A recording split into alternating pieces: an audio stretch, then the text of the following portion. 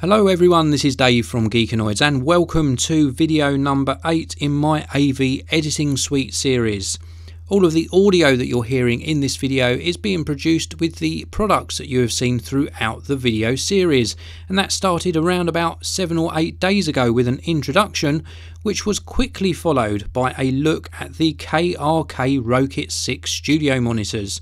These are powered monitors and produce awesome quality audio. Very accurate and uncoloured, and they give you a true representation of how the audio is going to sound in your finished production. Video number 3 saw the introduction of the Editor's Keys monitor guards, and these were added to the base of the Rokit 6 monitors to further enhance the audio.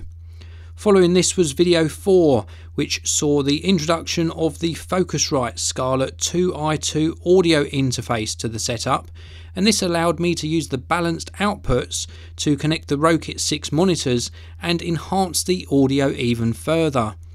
As well as those balanced outputs, the Scarlett 2i2 also offers up a couple of XLR inputs, and I'm using one of those at the moment for the microphone that I'm recording this audio with. Video number 5 was the Editor's Keys Portable Vocal Booth Pro, some acoustic foam on a really nice stand that takes out all of the echo and creates a really nice vocal quality that is really hard to beat. If you're working in less than ideal conditions recording audio, the Vocal Booth Pro is a worthy addition to any recording setup.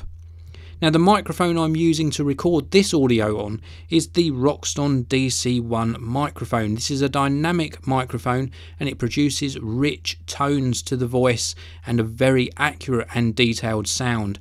You can purchase a dedicated shock mount and pop filter for the DC1, which are worth looking at. They do improve the audio quality again and stop any unwanted vibrations coming through into the audio that you're recording. Video number 7 saw me add the Apple Mac Mini to the setup. This is an Intel Core i7 late 2011 model running at 2.7 GHz, sporting a 500GB hard drive and 8GB of RAM. Now, this is going to be used to run Final Cut Pro 10 and GarageBand amongst a few other applications to produce great quality voiceovers for my videos. I also showed you the Editor's Keys Final Cut Pro 10 keyboard cover. This is an overlay for your existing keyboard which gives you easy access to all of the keyboard shortcuts, and it really does speed up the editing process. So that concludes my AV editing suite series of videos. I hope you've enjoyed watching them. If you've got any questions, please do leave them in the comments section below. If you've missed any of the previous videos in the series, please do check them out. They are well worth watching. And that's it for now. I will leave you with some audio playing from the awesome KRK Rokit 6 monitors. Until next time, I will see you all in the next video.